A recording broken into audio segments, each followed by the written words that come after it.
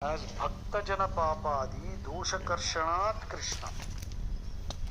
So, Krishna means he who cuts off, who destroys the taints and the sins of devotees.